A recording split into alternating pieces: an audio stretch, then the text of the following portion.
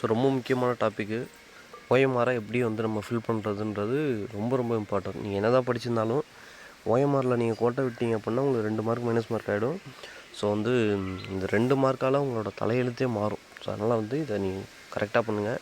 புதுசாக இருக்கிறவங்களும் சரி, பழசாக இருக்கிறவங்களும் சரி, இந்த இடத்துல நிறைய மிஸ்டேக் பண்ணுவாங்க. ஸோ இது வந்து என்ன பண்ணலாம், அந்த ஓஎம்ஆரை எப்படி நம்ம ஃபில் பண்ணுறது அப்படின்றத இந்த வீடியோவில் நம்ம ஃபுல்லாக பார்த்துடலாம். சப்ஸ்கிரைப் பண்ணலன்னா மறக்காமல் சப்ஸ்கிரைப் பண்ணுங்கள். அது மட்டும்தான் நீங்கள் எனக்கு கொடுக்குற மோட்டிவாக இருக்கும். சரிங்களா, இப்போ பார்த்துடலாம். ஸோ இந்த இடத்துல பார்த்தீங்கன்னா ஃபஸ்ட்டு சீரியல் நம்பரு பிரிண்ட் ஆகி வந்துடும், கவலைப்பட வேணாம். Name of candidate, register number, subject, centre, venue இதெல்லாம் நம்ம வந்து இதிலேயே நம்ம எழுதுகிற மாதிரி இருக்கும்.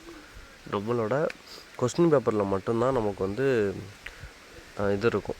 அதாவது ரிஜிஸ்டர் நம்பர், கொஸ்டினுக்கு தனியாக ஒரு ரிஜிஸ்டர் நம்பர் இருக்கும். அதை தூக்கி நம்ம வந்து இதில் போகிற மாதிரி இருக்கும். மேக்ஸிமம் இதில் வந்து இந்த பாக்ஸில் வந்து பிரிண்ட் ஆகி வந்துடும். ஸோ அப்படி பிரிண்ட் ஆகலைன்னா நம்ம வந்து என்ட்ரு பண்ணுற மாதிரி இருக்கும்.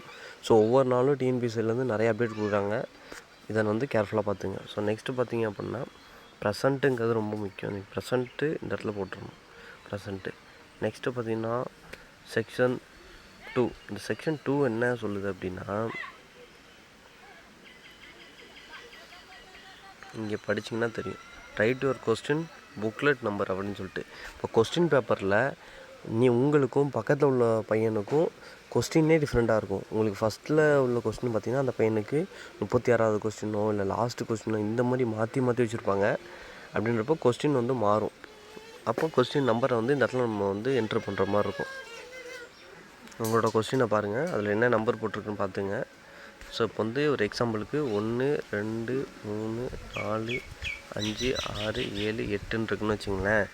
இப்போ வந்து இதை எப்படி ஃபில் பண்ணுறது அப்படின்னா, ஸோ இந்த ஃபஸ்ட்டு காலமில் ஃபஸ்ட்டில் உள்ள 1 எங்கே இருக்குதுன்னு பார்த்து அதை ஷேர் பண்ணணும். 2ஆவதில் 2 எங்கே இருக்குதுன்னு பார்த்து ஷேர் பண்ணணும். 3ஆவதில் 3 எங்கே இருக்குதுன்னு பார்த்து ஷேர் பண்ணணும். ஸோ இதே போல் வந்து நம்ம வந்து கரெக்டாக ஷேர் பண்ணணும் புக்லெட் நம்பரை. 5 6 7 8. ஸோ புரியுதுங்களா? இப்படி நேருக்கு நேராக இந்த நம்பர் எங்கே இருக்குதுன்னு பார்த்து நம்ம வந்து ஷேர் பண்ணிக்கிட்டே வரணும். இப்படி தான் நம்ம பார்க்கணும். சரிங்களா? ஸோ இது முடிஞ்சு. நெக்ஸ்ட்டு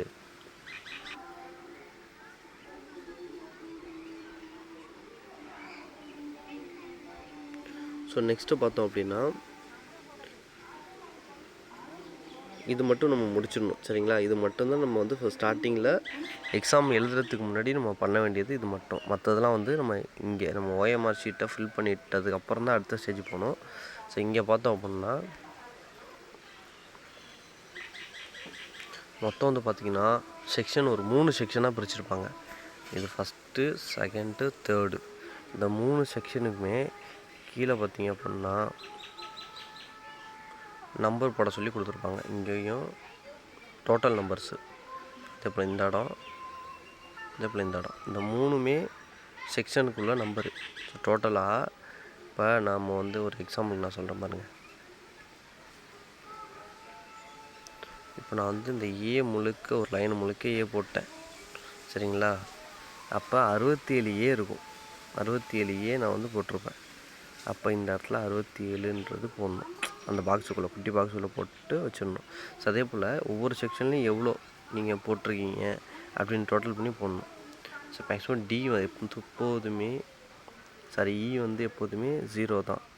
சரிங்களா? அப்போ ஒவ்வொன்றத்தையும் டோட்டல் பண்ணி கீழே நம்பர் போடணும். ஸோ சிங்கிள் டிஜிட்டாக இருக்குது அப்படிங்கிறப்ப 0 சேர்த்துக்கணும் முன்னாடி. ஸோ இந்த மாதிரி நீங்கள் டோட்டல் பண்ணி கீழே இதில் போட்டுக்கிட்டே வரணும். இதையும் டோட்டல் பண்ணி கீழே போடணும். ஸோ இந்த டோட்டல் பண்ணி நம்ம போட்டு முடிச்சிட்டோம். இப்போ எக்ஸாம் வந்து 200 கொஸ்டின் அட்டன் பண்ணிட்டோம் அப்படின்றப்ப நெக்ஸ்ட் நம்ம இங்கே வரணும்.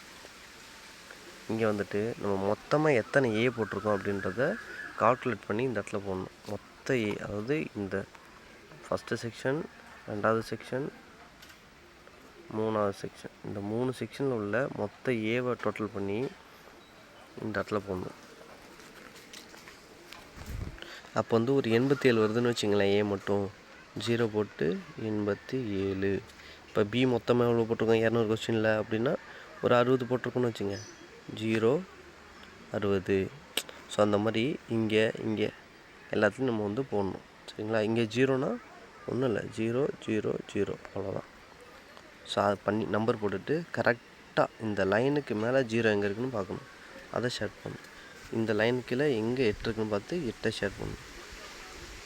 இப்போ 1 இந்த லைனுக்குள்ளே 1 எங்கே இருக்குன்னு பார்த்து 1 ஷேர் பண்ணி நீங்கள் என்ன நம்பர் போட்டுறீங்களோ அந்த நம்பரு அந்த லைனில் எங்கே இருக்குன்னு பார்த்து கரெக்டாக ஷேர் பண்ணி முடிச்சிடணும்.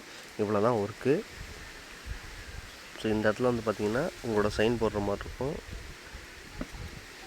செக்ஷன் 4 தேவையில்ல. செக்ஷன் 4 வந்து அவங்க பார்த்துப்பாங்க, அரை கண்காணிப்பாளர் பார்த்துப்பாங்க.